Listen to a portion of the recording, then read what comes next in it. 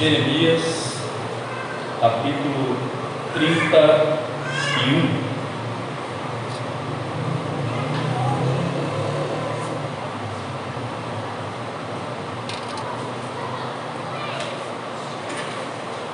Amém? Diz assim a Sagrada Escritura, verso 1: Naquele tempo, diz o Senhor, serei Deus de todas as tribos de Israel, e eles serão o meu povo. Assim diz o Senhor: o povo que se livrou da espada logrou graça no deserto. Eu irei e darei descanso a Israel. De longe se me deixou ver o Senhor, dizendo: com amor eterno eu te amei, por isso com benignidade te atraí. Bendito Senhor. No nome de Jesus Cristo nós queremos louvar o teu nome, pela tua palavra que está diante de nós, pela oportunidade singular que o Senhor concede-nos de podermos meditar na Sagrada Escritura. Rogamos que o Senhor esteja trazendo consolo, conforto àqueles que carecem, que o Senhor esteja ministrando exortação sobre aqueles que precisam, e que o Senhor esteja eliminando-nos, ó Deus, a fim de que o teu nome cresça, que o teu Espírito seja sobre nós, e que assim possamos ser abençoados por ti, no nome santo de Cristo Jesus. Amém e amém. Meus amados, nós temos observado o livro do profeta Jeremias, e sabemos que o capítulo de número 30 e o capítulo de número 31, estes dois capítulos são considerados, são vistos, são chamados pelos teólogos como o livro do consolo, capítulo 30 e o capítulo 31 de Jeremias. E por que o livro do consolo? Porque aqui duas coisas principais, duas coisas primárias são postas pelo Senhor. A primeira delas, irmãos, no capítulo de número 30, Deus, irmãos, vai dizer quem é que traz consolo para Israel. Quem é que pode curar Israel? Quem é que pode curar o seu povo? Quem é que pode estar agindo de maneira consoladora sobre esta nação? Mas agora, irmãos, no capítulo de número 31, embora a tônica, irmãos, seja sequenciada, sistemática, Deus agora vai mostrar, irmãos, de que maneira Ele traz esse consolo. Primeiro o Senhor mostra quem é o consolo, e Ele vai se colocar como aquele que é o consolo para o seu povo, que é aquele, irmãos, que traz cura. E agora Deus vai nos mostrar, irmãos, de que maneira Ele pode curar o seu povo, de que forma, irmãos, Deus age a fim de consolar-nos, a fim de renovar-nos, a fim de nos conceder força, a fim, irmãos, de nos trazer segundo a sua vontade para perto dele mesmo. E de que maneira é, irmãos? Quais são as formas que Deus age para que nós possamos ter essa intimidade com Ele, para que nós possamos ser curados? Do verso 1 ao verso de número 6, aparece aqui, irmãos, em meu ver, a primeira coisa, a primeira ação de Deus em favor do seu povo. E a primeira ação de Deus, irmãos, a fim de nos curar, é trazer-nos para perto dele. Veja aí, por favor, mais uma vez, verso 1, e agora vamos ler até o verso de número 6. Veja só, verso 1: naquele tempo, diz o Senhor, serei o quê? Deus de todas as tribos de Israel. Olha que coisa interessante, o Deus de todas as tribos de Israel. E como é que Deus diz agora? Eles serão o meu povo. Olha, eles serão o meu povo. Verso 2: assim diz o Senhor: o povo que se livrou da espada logrou graça no deserto. Agora veja: eu irei e darei descanso a Israel. Verso de número 3: de longe se me deixou ver o Senhor, dizendo: com amor eterno eu te amei, por isso com bondade te atraí. É assim ou não, irmãos? Verso 4, veja, verso 4: ainda te edificarei e serás edificada, ó Virgem de Israel. Ainda serás adornada com os teus adufes e sairás com o coro dos que dançam. Ainda plantarás vinhas nos montes de Samaria, plantarão os plantadores e gozarão dos frutos, porque haverá um dia em que gritarão os atalaias na região montanhosa de Efraim: levantai-vos, subamos a Sião, ao Senhor nosso Deus. Perceba aí, irmãos, o que é que Deus está dizendo, de que forma Deus está dizendo que vai curar esse povo, de que maneira Deus vai consolar este povo. A Sagrada Escritura nos mostra aqui que Deus vai fazer isso, irmãos, agindo de misericórdia para com o seu povo. E esta misericórdia de Deus, irmãos, é posta aqui como uma misericórdia que não tem fim. Perceba que no verso 4 aí, no verso de número 4, Deus chama aquele povo, Judá, Israel, porque no capítulo número 30 o Senhor diz que vai unificar mais uma vez o reino. Então Israel e Judá serão um só povo. Deus vai chamá-los, sabe de quê? Virgem. Veja aí, verso de número 4: ainda te edificarei, serás edificada, ó Virgem de Israel.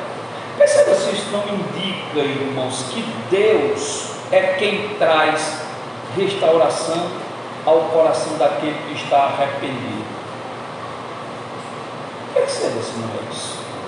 E por que, pastor, o senhor está dizendo isso? Por que o senhor está levantando esta tese aqui? Por que o senhor está dizendo que esse verso mostra a misericórdia de Deus? Por que o senhor está dizendo que aqui esse verso nos mostra que Deus é perdoador, que Deus é aquele que é restaurador? Por que, pastor? Se nós formos, irmãos, ao capítulo de número 2, capítulo 2 de Jeremias, do verso 20 até o verso de número 23, do verso 25 até o verso de número 27, se nós lermos o verso de número 31, se nós formos ao capítulo 3, verso 1, capítulo 4, verso 22, capítulo 5, verso 10 até o verso 12, nós vamos ver, irmãos, que Deus vai dizer ali, naqueles versos, que Judá viveu em adultério contra o Senhor. Sim ou não? Sim.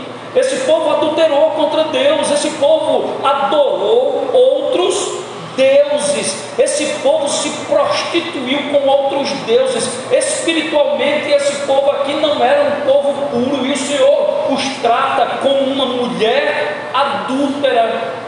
O Senhor vai dizer, irmãos, que eles se prostituíram nos altos de Judá. Mas em seu processo de cura, irmãos, Deus modifica a situação do seu povo. Deus modifica e Deus restaura, Deus renova, Deus traz consolo para este povo. E de que forma Deus faz isso? Como é que Deus faz isso? Primeiro, trazendo-nos para perto de si. Deus nunca, escute isso por favor, Deus nunca restaurará alguém distanciando essa pessoa dele. Essa ideia de que Deus, irmãos, traz renovo, essa ideia de que Deus traz consolo, essa ideia de que Deus está tratando e o indivíduo, irmão, se afasta, esta ação não é divina. Quando Deus trata com o seu povo, Deus traz o povo para perto de si. E veja de que forma: quebrantando esse povo e renovando a sua alegria. Veja o verso de número 7, verso 7, por favor. Do verso 7 até o verso de número 14 agora. Verso 7 ao verso 14. Jeremias 31.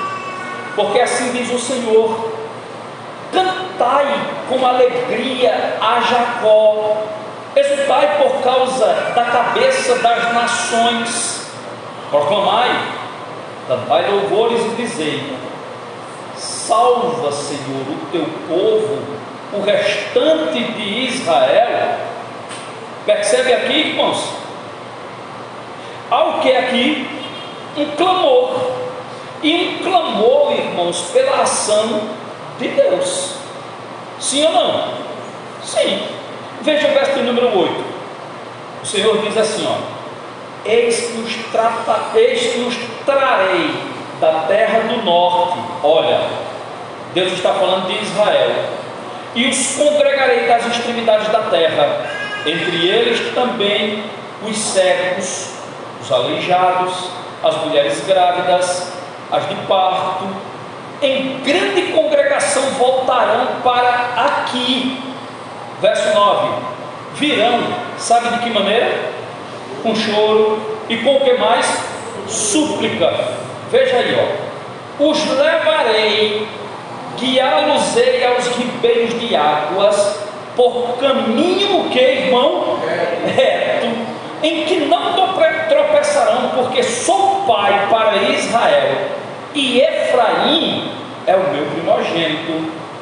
Verso 10: ouvi a palavra do Senhor, ó nações, anunciai nas terras longínquas do mar, e dizei: aquele que espalhou a Israel o congregará e o guardará como o pastor ao seu rebanho. E sabem por quê? Verso 11, veja: porque o Senhor redimiu a Jacó e o livrou da mão do que era mais forte do que ele. Hão de vir e exultar na altura de Sião, radiantes, sabe de quê? De alegria, por causa dos bens do Senhor, do cereal, do vinho, do azeite, do cordeiro, dos bezerros. A sua alma será como um jardim regado, e nunca mais desfalecerão. Então, veja agora de novo, ó: a virgem se alegrará na dança, e também os jovens e os velhos tornarei o seu pranto em júbilo, e os consolarei. Transformarei em regozijo a sua tristeza, saciarei de gordura a alma dos sacerdotes, e o meu povo se fartará com a minha bondade. Diz quem? O Senhor. Veja, o que está acontecendo aqui do verso 7 ao verso 14? Do versículo 7 ao verso 14 aqui, o que está acontecendo, irmãos, é um segundo êxodo, uma segunda saída. Mas de onde é que o povo está saindo? Da sua terra? Não, o povo está saindo agora do cativeiro de volta para a sua terra. Amém? O povo agora, irmãos, está fazendo o caminho inverso. O povo está voltando. O Senhor está dizendo: eu os farei voltar, eu é quem trarei, o Senhor é quem redime. No verso 11, o Senhor é quem livra da mão do que era mais forte do que ele. No verso de número 7, irmãos, a Sagrada Escritura diz que o Senhor é quem salva o seu povo. No verso de número 9, a Sagrada Escritura diz, irmãos, que este povo virá a Deus com choro e com súplica. Perceba isso, não é assim no verso de número 9. Então o que é que está acontecendo aqui? Está acontecendo regozijo, está acontecendo alegria, sim ou não? O povo está feliz, o povo está de volta neste novo êxodo. No entanto, esse povo, irmãos, está com súplica diante de Deus. No entanto, esse povo, irmãos, está clamando a Deus. Esse povo está dizendo a Deus que precisa desta intervenção de Deus. Esse povo agora compreende quem é Deus, e esse povo está quebrado, quebrantado, irmãos, diante do Senhor. Esse povo está humilhado diante de Deus, rogando a graça de Deus e na dependência de Deus. Agora, se você observar, você vai ver que este segundo êxodo aí, irmãos, ele é caracterizado por rios que brotam de rochas. Se você observar Isaías no capítulo 40, do verso 3 ao verso 5, é isso que a Sagrada Escritura vai dizer. No capítulo 49 de Isaías, irmãos, do verso 9 até o verso 13, é isso que a Bíblia vai falar a respeito deste texto. A Bíblia vai dizer, irmãos, que Deus é quem dará a este povo o que o povo necessita. A Bíblia vai dizer que Deus saciará a sua sede, Deus saciará a sua necessidade. Quando eles voltarem, irmãos, Deus cuidará deles, e cuidará deles como um bom pastor zela pelo bem-estar do seu rebanho. Um bom pastor, irmãos, ele sabe cuidar das ovelhas. Você sabe que quando a ovelha ela está saindo da fila, e quando ela procura sair do meio do rebanho ali, aí o pastor ele não usa aquela parte que é dobrada do cajado, mas ele usa aquela parte que é ereta, e ele faz, sabe o que? Ele bate na pata dianteira da ovelha ou no pescoço, ele bate nela e ela se endireita e ela entra na fila outra vez. Ele toca nela com a vara para que ela entre e ela não vá correndo para as laterais. É para isso que serve o cajado. A parte que é dobrada, quando ela cai, o pastor pega ela de dentro do buraco com aquilo ali, coloca dentro do buraco e traz ela, coloca pelas patas traseiras e puxa a ovelha. Às vezes até desloca a patinha, coloca no lugar, mas ele precisa fazer isso a fim de que ela possa entrar no caminho. E aí o Senhor está dizendo assim, sabe, é isso que eu estou fazendo com vocês, Israel. Sabe, é isso que eu estou fazendo com você, Judá. Eu estou cuidando da sua vida, eu estou cuidando de você. E quando você se quebrantar, quando você compreender o meu chamado, quando você compreender aquilo que eu estou lhe dizendo, quando você entender e colocar em prática aquilo que eu estou colocando diante de você, como primazia, como preceito, como conceito, como conselho, aí então você clamará e você receberá o meu consolo, e então você se regozijará, você se alegrará em minha ação sobre você. Este novo êxodo, irmãos, trará essa consciência ao povo de Deus. Mas há uma terceira coisa que eu consigo observar aqui, irmãos. Primeiro, que Deus, irmãos, Ele nos traz para si. A cura de Deus, irmãos, acontece quando nós nos aproximamos de Deus. Quando Deus, irmãos, nos traz para perto de si. Segundo, irmãos, a cura de Deus, o consolo de Deus, irmãos, nos quebranta e renova a nossa alegria.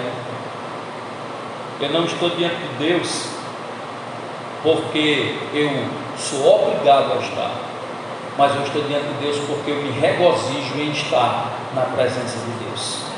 Terceiro, irmãos, nós observamos aqui que Deus concede-nos recompensas do perdão. Olha que coisa tremenda. Assim como Deus trata conosco, corrigindo-nos, assim como Deus trata conosco, irmãos, trazendo juízo, Deus também trata conosco, concedendo-nos recompensas do perdão. Assim como o pecado tem consequências, assim como o pecado traz implicações, o perdão também traz. Observe aí o verso de número 15, verso 15 até o verso de número 22. No verso de número 15 a Bíblia diz assim, assim diz o Senhor. Ouviu-se o que, irmãos? Um clamor. E onde é esse clamor? Em Ramá. Pranto, grande lamento. Era Raquel chorando por seus filhos, inconsolável por causa deles, porque já não existem. Assim diz o Senhor: reprime a tua voz de choro, as lágrimas dos teus olhos, porque existe, porque há recompensa para as tuas obras, diz o Senhor. Pois os teus filhos, Raquel, voltarão da terra do inimigo. Veja o verso 17: há esperança, existe esperança para o teu futuro, diz o Senhor, porque os teus filhos voltarão para o seu território.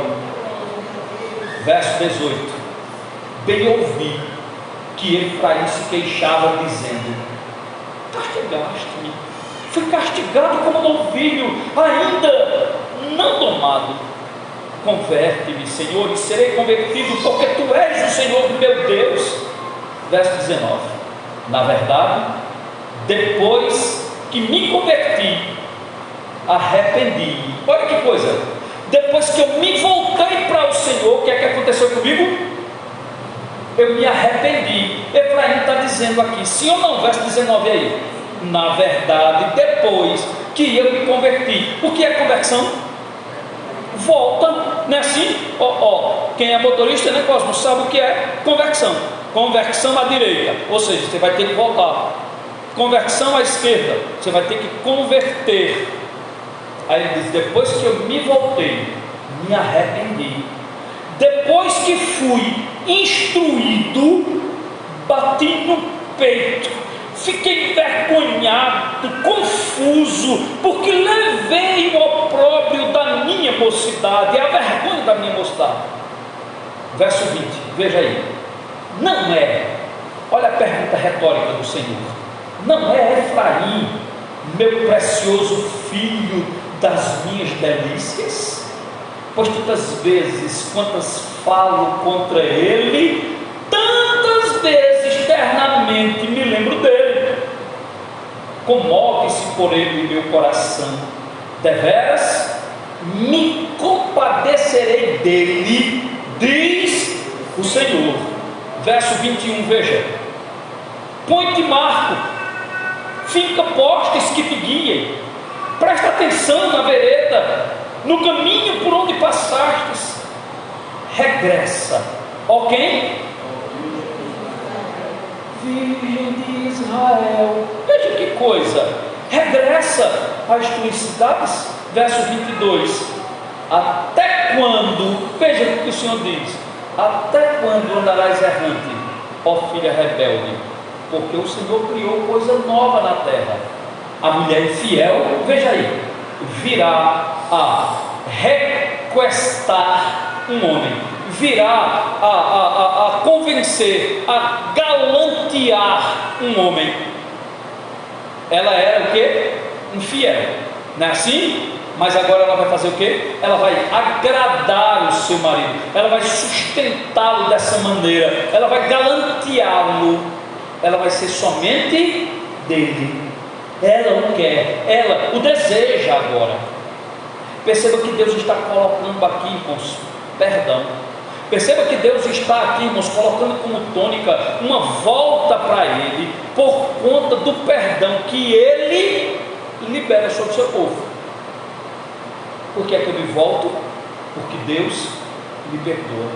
Por que é que eu vou a Deus quebrantado? Porque Deus me conscientiza de quem eu sou. Por que é que eu me arrependo? Porque Deus me faz perceber que eu preciso mudar de vida, que eu preciso mudar as minhas atitudes, que eu preciso mudar o meu pensamento, que eu preciso mudar quem eu sou, que eu não posso continuar dessa forma, e só quem pode me ajudar é Deus. É por isso que ele diz assim, ó: Efraim clamou a mim, e eu ouvi.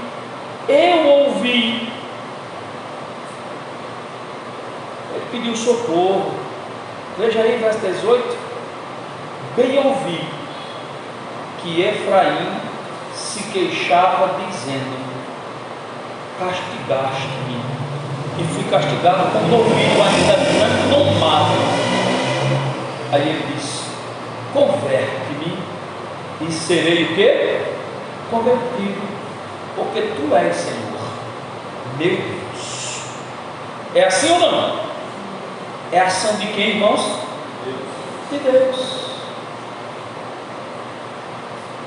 E esse arrependimento, irmãos, ele traz consigo primeiro, confissão e clamor. Só há arrependimento quando eu confesso, quando eu clamo, quando eu reconheço, quando eu digo a Deus: Senhor, eu percebo que eu estou falho, eu percebo, Senhor, que eu não consigo, eu percebo que eu precisava da tua ação corretora sobre a minha vida. Verso número 15 mostra isso de maneira muito clara, irmãos. Mas aqui a Sagrada Escritura diz, irmãos, que de maneira simbólica, de maneira o que, irmãos? Simbólica, isto está acontecendo aqui em Ramá. E que cidade era essa? Esta, irmãos, era uma cidade que ficava no território de Benjamim. Olha, o reino de Judá era quem? O Judá e Benjamim. Lembram disso?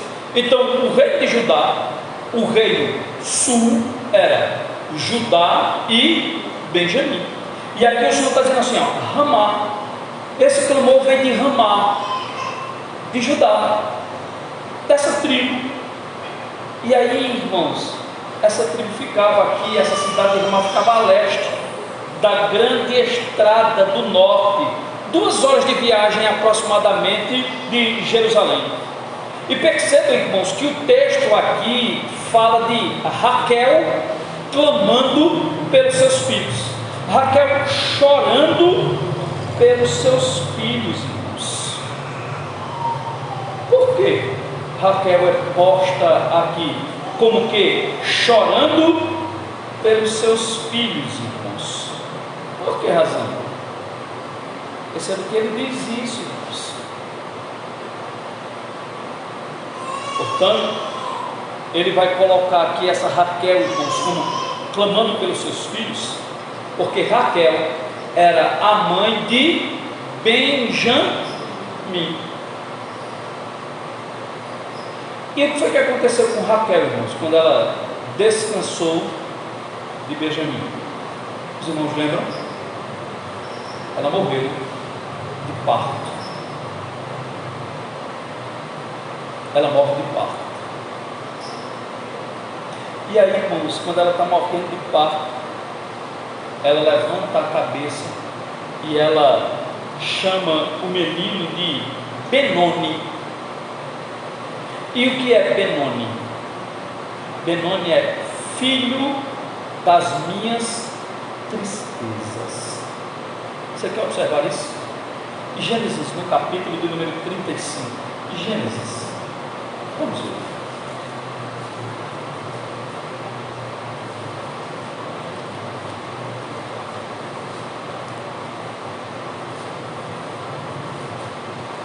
Gênesis capítulo 35, verso 16. O nascimento de Benjamim e a morte de Raquel. Partiram de Betel, e havendo ainda pequena distância para chegar a Efrata, deu à luz Raquel um filho, cujo nascimento lhe foi a ela penoso.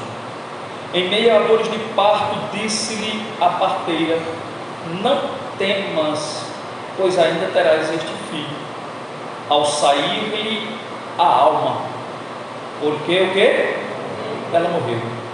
Deu-lhe o nome de Benoni, mas seu pai lhe chamou de quê? Benjamim.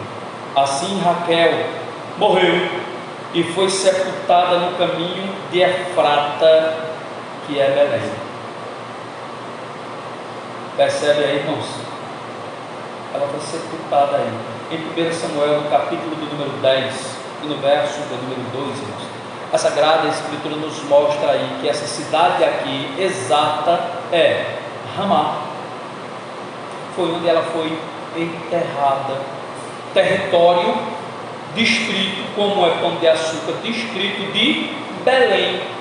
E ela chama o menino de Benoni. O pai lhe chama de Benjamim. E Raquel ali, irmãos, sofrendo, ela diz: este filho é um filho de tristeza para mim. E o profeta lembra desse fato, irmãos, comparando este fato ao sofrimento de Israel, como se esse sofrimento tivesse sendo assistido, como se esse sofrimento tivesse sendo visto por esta mãe. Porém, perceba, irmãos, que após o clamor de Efraim, após o clamor de Benjamim, após o clamor, irmãos, de Judá, irmãos, a cena é modificada. Capítulo 31 de Jeremias, no versículo de número 16 e no versículo de número 17, perceba que a Sagrada Escritura diz assim, assim diz o Senhor: cala a tua voz de choro, as tuas lágrimas, porque há recompensa para as tuas obras, diz o Senhor, pois os teus filhos, eles voltarão da terra do inimigo. No verso 17, aí a Bíblia diz: existe esperança para os teus filhos, para o teu futuro, diz o Senhor, porque os teus filhos voltarão para os teus territórios. Percebe, irmãos? Veja que o profeta, irmãos, aponta aqui a nação como uma nação que voltará para a sua terra em felicidade, embora tenha sofrido, embora tenha chorado. Deus restaura a sorte do seu povo. E é tão interessante isso, irmãos, que aqui Deus repete o que ele já havia dito no verso de número 4. Mais uma vez Deus chama, irmãos, Israel. Mais uma vez Deus chama Judá. Mais uma vez Deus chama o seu povo de virgem de Israel pela segunda vez. E veja como é que o Senhor diz aí no verso 21. Veja o verso 21. Coloque marco aí. O que é marco, irmãos? Um marco. Como é que a gente coloca um marco? Uma marcação. Um pedaço de pau, uma estátua, uma pedra, uma coisa que marca. O Senhor está dizendo: coloque marcos, finque postes que te guiem, preste atenção na vereda, no caminho por onde você passou. Regresse, ó virgem de Israel, regresse às suas cidades. Repare-vos que apesar de essa mulher ter obedecido a outros senhores, ter sido de outros senhores, Deus ainda a considera sua noiva. É pesada, não? Deus a perdoa, Deus tem misericórdia dela, Deus se compadece dela. Veja que no verso de número 22, irmãos, o Senhor diz assim, até quando? Até quando você vai andar errante, filha rebelde? Até quando é que você vai querer ser essa rebelde, essa pessoa que é contra?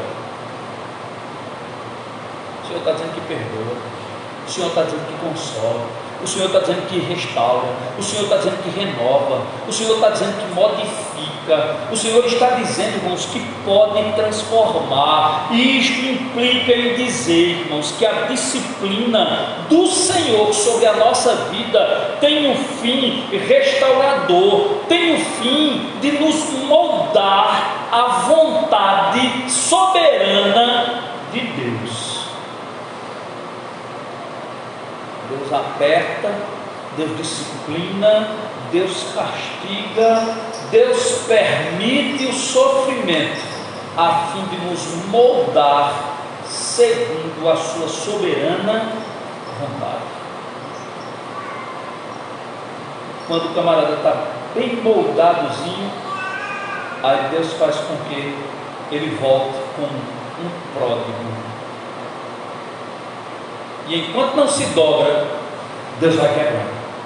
Enquanto não se dobra, Deus quebra mais um pouquinho. E não se dobra, e Deus quebra mais. E não se dobra, e Deus amassa mais. E não se dobra, e Deus aperta mais. Até que o indivíduo fique conforme aquilo que Deus deseja. Aí quando nós estamos assim, irmãos, Deus derrama abundância de bênção sobre a nossa vida. Você percebe? O livro do Consolo, capítulo 30 e capítulo 31 nos mostra quem é que nos chama e como aquele que nos chama trata em nossa vida. Como é que ele trata a nossa vida? Por último, irmãos, do verso 23 ao verso de número 30, nós observamos, irmãos, que quando Deus nos cura, irmãos, que quando o perdão do Senhor restaura-nos, que quando somos quebrantados, que quando a alegria, irmãos, se renova em nós, aí, irmãos, passamos a viver felizes dias futuros. Quando é que a gente passa a viver dias futuros? Quando Deus nos traz para perto dele, quando Deus nos quebranta e restaura a nossa alegria, quando Deus, irmãos, modifica a nossa vida a fim de que tenhamos um futuro, irmãos, regozijante. Repare aí, verso de número 23, verso 23, assim diz o Senhor dos Exércitos, o Deus de Israel: ainda dirão estas palavras na terra de Judá e nas suas cidades, quando eu lhes restaurar a sorte. O Senhor te abençoe, ó morada de justiça, ó santo monte. Mas como era vista aquela terra? Como uma terra de abominação, uma terra que eles estavam adorando outros deuses, uma terra de heresia, uma terra que foi tomada pela Babilônia. Mas agora a terra está sendo vista diferente.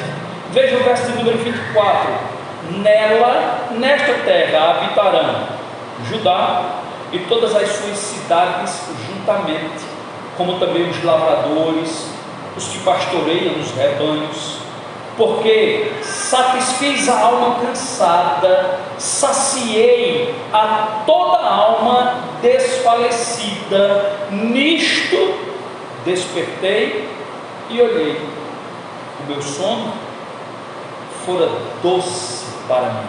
É Jeremias falando.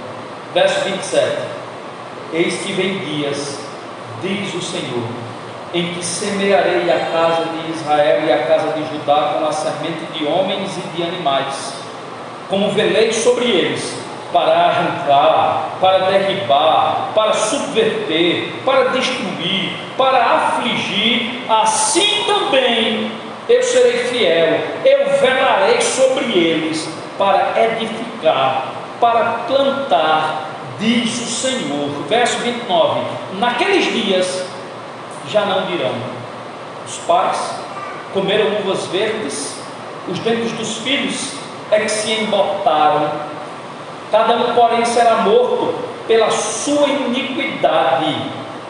De todo homem que comer uvas verdes, os dentes se embotarão. Harrison, expondo esse texto, ele observa neste ponto, irmãos, que no futuro, as pessoas, irmãos, usarão novamente uma linguagem que caracterizará Judá e Jerusalém como um lugar de retidão e espiritualidade verdadeira. Sabe, quando a gente olha para isso aqui, quando a gente observa tudo isso aqui que está acontecendo, e a gente procura fazer uma ponte, e a gente procura aplicar aos nossos dias, não podemos ver de outra forma, senão, irmãos, como de fato o é hoje. Algumas pessoas olham para a igreja local do Senhor, e quando eu digo igreja local, eu não estou dizendo igreja evangélica congregacional em Pão de Açúcar, não, eu estou dizendo qualquer igreja local em que verdadeiramente Deus habita. E quando Deus está tratando com o seu povo, as pessoas podem olhar e dizer assim: eu não sei se aquilo é uma igreja verdadeira. Misericórdia, como é que pode? E de novo, como é? Não sei o que e tal. Mas quando Deus termina de tratar com o seu povo, quando Deus termina de expurgar, de espremer, de retirar aquilo que não presta, porque só quem pode fazer é Ele, aí, irmãos, a Sagrada Escritura diz que as pessoas olharão e dirão: ali é um lugar de retidão e espiritualidade verdadeira. É isso que está posto aqui no verso de número 23, irmãos. A ideia é mostrar o futuro do povo do Senhor. A ideia aqui, irmãos, é mostrar o futuro das pessoas, como as pessoas serão julgadas. Veja que no verso 29, a Sagrada Escritura diz aí que não mais se dirá que o pai comeu uva e embotou os dentes dos filhos, mas ele vai dizer assim, ó: quem comer a uva é quem embotará os dentes. O que é que Deus está dizendo?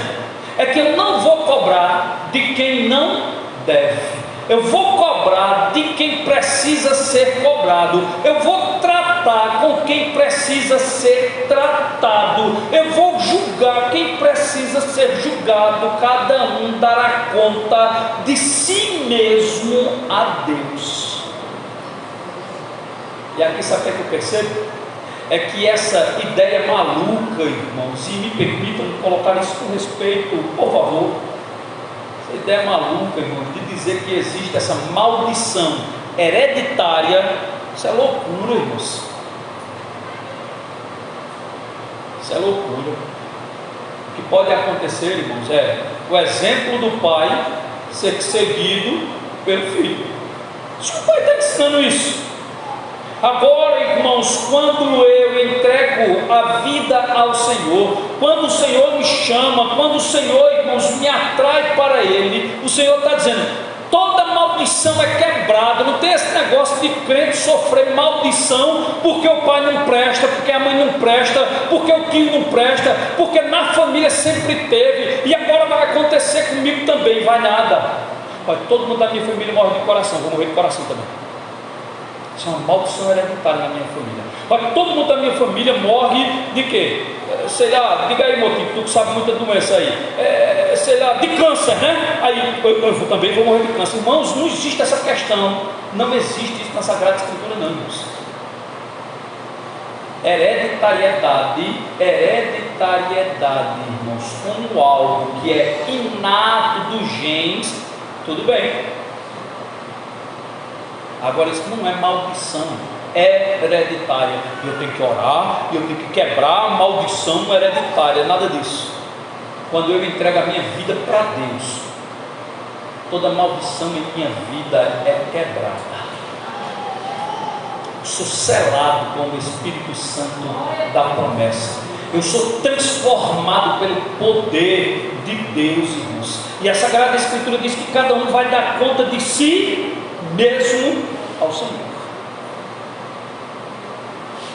Sendo assim, irmãos, o que é posto aqui é que havia necessidade, irmãos, de uma nova aliança.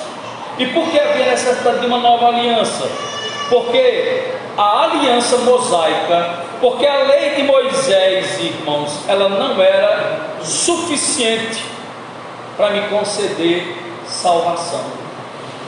Porque a lei mosaica, irmãos, porque a aliança mosaica me levava a compreender que eu sou pecador. Olha, não olhe para a mulher do seu próximo desejando. Aí eu olho, aí eu peco. Aí ele diz: olha, não aborreça o seu irmão, mas eu me aborreço, e eu tenho vontade de dar uma pancada nele forte. Aí eu peco. Aí a Bíblia diz que não é para desejar o boi do seu irmão, não é para desejar o escravo do seu irmão, não é para ter inveja dele, mas aí eu faço tudo isso, aí eu peco. Aí a Bíblia diz que é para eu olhar para o outro com um olhar de misericórdia, mas eu não olho não, e quando ele me faz raiva eu quero que ele morra, aí eu peco. Aí o Senhor está dizendo assim: é necessário, sabe o quê? Uma nova aliança. Veja o verso de número 31.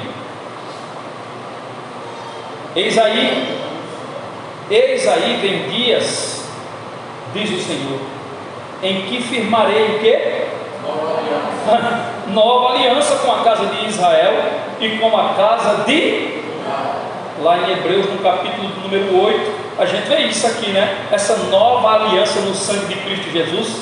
Verso de número 32, veja aí: não conforme a aliança que fiz com seus pais no dia em que os tomei pela mão para os tirar da terra do Egito. Olha, que aliança era essa? A aliança com Moisés. Porquanto eles anularam a minha aliança, não obstante eu os haver desposado, diz o Senhor. Porque esta é a aliança que firmarei com a casa de Israel depois daqueles dias, diz o Senhor. Que aliança, Senhor? Na mente lhes imprimirei as minhas leis, no coração escreverei. Eu serei o seu Deus e eles serão o meu povo. Aleluia! Percebe aí qual é a aliança? Uma aliança de graça, uma aliança, irmãos, de misericórdia, uma aliança em que o instrumento é, sabe o que? Fé. E a fé é concedida pelo próprio Deus. Perceba no verso de número 34 que a Bíblia diz assim: ó, não ensinará jamais cada um ao seu próximo, nem cada um ao seu irmão, dizendo: conhece ao Senhor. Sabe por quê? Todos me conhecerão, desde o menor até o maior deles, diz o Senhor, pois perdoarei as suas iniquidades e dos seus pecados jamais o quê? Oh, que nova aliança, hein, Mandal? Oh, que coisa boa! Oh, que regozijo, hein, Moutinho, para a nossa vida, hein? Deus não vai olhar para mim como esse cara que eu sou. Deus não vai olhar para mim, irmãos, como esse trapo que eu sou. Deus não vai olhar para mim, irmãos, como esse homem que merece o inferno. Deus vai olhar para mim segundo a graça de Jesus Cristo, que foi derramada sobre a minha vida, e Ele perceberá que o meu advogado já pagou todas as minhas culpas, todas as minhas dívidas, e eu não entro mais em condenação. Perceba que ele diz, irmãos, que essa nova aliança, ela será inscrita profundamente na mente e no coração. Permita-me repetir aquilo que eu já disse, irmãos. Aqui, irmãos, é algo que acontece com eleito, com salvo. Eles adoram a Deus, eles obedecem a Deus por escolha. Eu quero, eu gosto, é satisfação para mim adorar a Deus. Aqui não há obrigação, aqui ninguém está imprimindo isso sobre o povo não é forçado, o povo quer adorar a Deus. Esse povo, irmãos, não manifesta uma outra coisa que esteja acima dessa adoração a Deus. a sua vida, irmãos, aqui na terra, não se sobressai sobre a sua vida com Deus, irmãos. Meu desejo de ter, meu desejo de possuir, meu desejo de querer ser alguém, está, irmãos, abaixo do meu desejo de servir a Deus. A primazia da minha vida é Deus. O que ele está dizendo aqui é que os eleitos não mais serão escravos de coisa alguma. Sou escravo de querer ser rico, eu não sou escravo de querer namorar, eu não sou escravo de querer carro novo, eu não sou escravo de querer dormir, eu não sou escravo de coisa nenhuma. Eu sou um servo da orelha furada, livre, que decido continuar na casa a fim de servir ao meu Senhor. Se Ele não quiser me dar nada, só pela comida já é o suficiente. Era assim que era o escravo da orelha furada. Ele era livre dentro da casa, e na hora que ele quisesse ir embora, ele podia ir, porque o Senhor furava a orelha dele e dizia: você está livre. E ele dizia: não, eu quero permanecer na casa, eu quero permanecer te servindo, porque eu não sei fazer outra coisa senão servir ao Senhor. É prazeroso para mim, eu gosto de fazer isso. O Senhor não me obriga, mas eu quero fazer. Isso é maravilhoso, irmãos. Isso é tremendo, sim ou não? É isso que Deus está dizendo aqui, irmãos. E a lição que eu aprendo, irmãos, aqui é exatamente essa. Somente, irmãos, o Criador do universo, somente o Senhor de toda glória pode cumprir esta promessa de libertação na nossa vida. Somente o Senhor do universo, irmãos, é quem pode cumprir esta promessa de consolo em nossa vida. Somente o Senhor, o Rei dos Reis, irmãos, é quem pode cumprir essa promessa de cura de todas as nossas feridas, sejam elas sentimentais, espirituais, ou até mesmo físicas. A Sagrada Escritura nos diz, irmãos, que haverá um tempo em que Deus enxugará dos nossos olhos toda lágrima. Haverá um tempo, irmãos, onde nos encontraremos em um lugar onde não mais haverá dor, onde não mais, irmãos, haverá rancor, onde não mais, irmãos, haverá ódio, onde não mais haverá indiferença, preconceito de qualquer forma, não, onde não seremos inclinados, irmãos, ao pecado. Neste lugar, irmãos, seremos eternamente, glória a Deus, seremos eternamente atraídos para Deus pelo próprio Deus. Eita, eu fico imaginando, porque a Bíblia diz, irmãos, que Ele será o sol daquele lugar, que o seu trono estará no meio, que Ele nos iluminará, e nós seremos atraídos para Ele em todo o tempo, em todo momento. Que regozijo, irmãos. Por isso que no verso número 3 do capítulo 31 ele diz: com amor eterno eu te amei. Eu te amei. Por isso, com benignidade te atraí. Em nossa cura, irmãos, o Senhor usará de misericórdia, o Senhor usará de compaixão, o Senhor usará de amor. Aquele que está no trono, irmãos, Ele não deixará de tratar os que são seus. Não deixará. Mas Ele nos moldará. E por fim, nos alegraremos, irmãos, com as bênçãos, nas bênçãos do Senhor. Precisamos então darmos a devida importância às prioridades que Deus tem posto diante de nós, irmãos. O que precisamos hoje é recusarmos a viver segundo o conceito deste mundo, recusar o sistema, Sistema esse que nos empurra para distante de Deus, irmãos. Enfim, irmãos, na conclusão do livro de Consolo, capítulo número 31, irmãos, verso 38 até o verso de número 40, Deus promete que toda nação será restaurada, desde que se dobre à soberana vontade do Senhor e sinceramente atente aos seus conselhos. Perceba, por favor, o verso de número 38. Ele diz: eis que vem dias, diz o Senhor, em que esta cidade será reedificada para o Senhor, desde a torre de Hananel até a porta da esquina. O cordel de Medir estender-se-á para diante, até o outeiro de Garebe, e virar-se-á para Goá. Todo o vale dos cadáveres e da cinza em todos os campos, até o ribeiro de Cedron, até a esquina da porta dos cavalos para o oriente, serão consagrados ao Senhor.